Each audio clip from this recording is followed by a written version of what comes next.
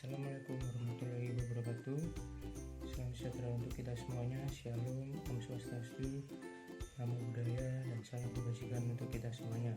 Perkenalkan, nama saya Christian Jonas Marco, asal dari KPB dengan NIP 130220 dan mata kuliah Komunikasi Bisnis. Di sini saya akan mempresentasikan tentang gerakan siap mendukung vaksin COVID.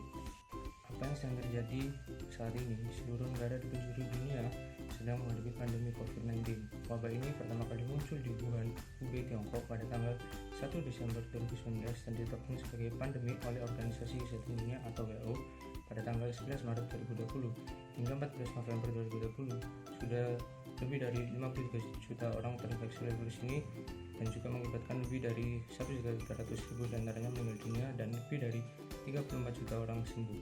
Penyebaran virus COVID-19 dapat terjadi melalui droplet udara, permukaan yang terkontaminasi, dan limbah manusia.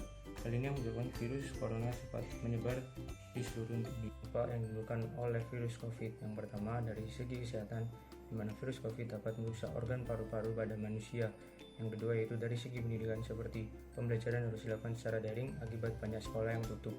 Dan yang ketiga, yaitu dari sisi ketenagakerjaan, seperti tingkat pengangguran meningkat akibat terjadinya PHK massal. Yang keempat, yaitu dari segi perekonomian, seperti sektor pariwisata yang terancam tutup akibat sepinya pengunjung atau wisata. Apa itu vaksin? Vaksin adalah suatu zat atau senyawa yang berfungsi untuk membentuk kekebalan tubuh terhadap suatu penyakit. Vaksin terdiri dari banyak jenis dan kandungan. Masing-masing vaksin tersebut dapat memberikan Anda perlindungan terhadap berbagai penyakit yang berbahaya. Mengapa vaksin COVID sangatlah penting? Terdapat 4 alasan. Yang pertama yaitu untuk mengurangi tingkat kesakitan dan kematian akibat COVID-19. Yang kedua yaitu melindungi dan memperkuat sistem kesehatan kita secara menyeluruh. Yang ketiga yaitu mendorong herd immunity pada masyarakat untuk mencegah terjadinya penyebaran yang meluas. Yang keempat yaitu menjaga produktivitas serta mengurangi dampak sosial dan ekonomi akibat pandemi COVID-19. Jenis-jenis vaksin COVID. Terdapat 8 vaksin di seluruh dunia. Yang pertama yaitu dari vaksin Oxford AstraZeneca yang berasal dari Inggris. Yang kedua, vaksin Sinovac yang berasal dari Cina. Yang ketiga, vaksin Sinovac yang berasal dari Cina. Yang keempat, vaksin Pfizer BioNTech yang berasal dari Amerika Serikat. Yang kelima, vaksin Novavax yang berasal dari Amerika Serikat. Yang keenam, vaksin Gamaleya yang berasal dari Rusia. Yang ketujuh, vaksin Covaxin dari India. Yang kedelapan, vaksin Moderna dari Amerika Serikat.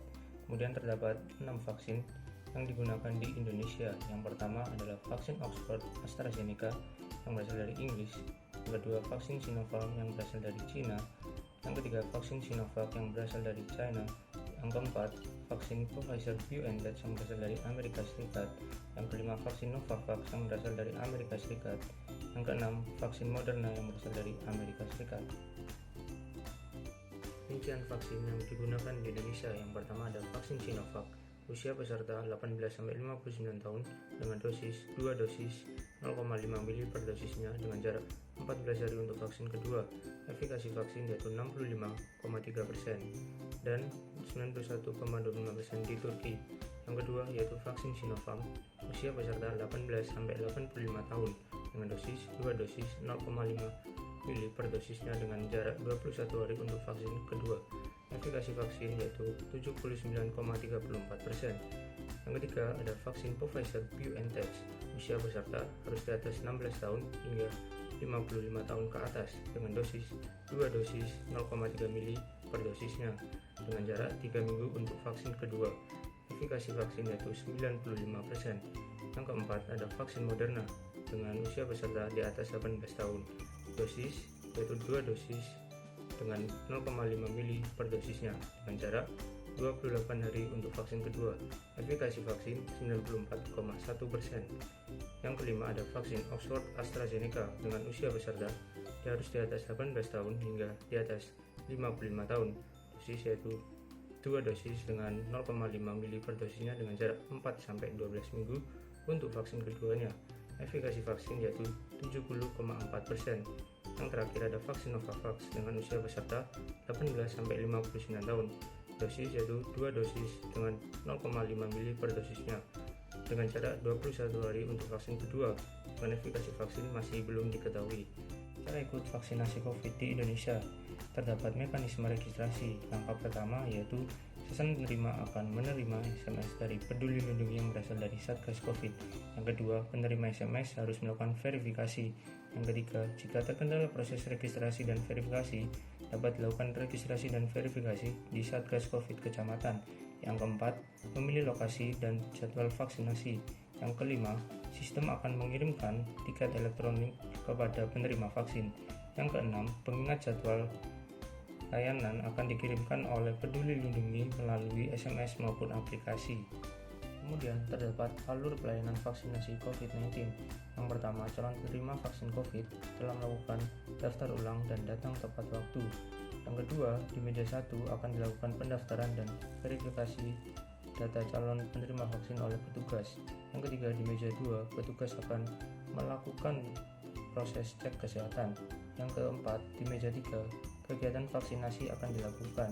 Yang kelima, di meja 4 akan dilakukan pencatatan dan observasi oleh petugas. Hal-hal yang harus dilakukan setelah mengikuti vaksinasi. Yang pertama, perhatikan efek samping vaksin. Yang kedua, tetap menjaga protokol kesehatan. Ketiga, istirahat yang cukup. Keempat, menjaga pola makan. Kelima, siapkan diri untuk vaksinasi yang kedua. Mereka saja sudah divaksin, kamu kapan? Nah, dapat kita lihat di gambar tersebut terdapat presiden hingga wakil presiden hingga panglima TNI dan juga ada dari kalangan artis dan pemain film. Mereka sudah memberikan diri untuk divaksin karena mereka percaya bahwa vaksin tersebut telah aman dan halal dan sudah diverifikasi langsung oleh BPOM. Nah, sekian presentasi dari saya ucapkan terima kasih. Beranikan diri untuk mengikuti vaksin karena vaksin sudah melalui proses yang ketat dan dijamin halal dan aman.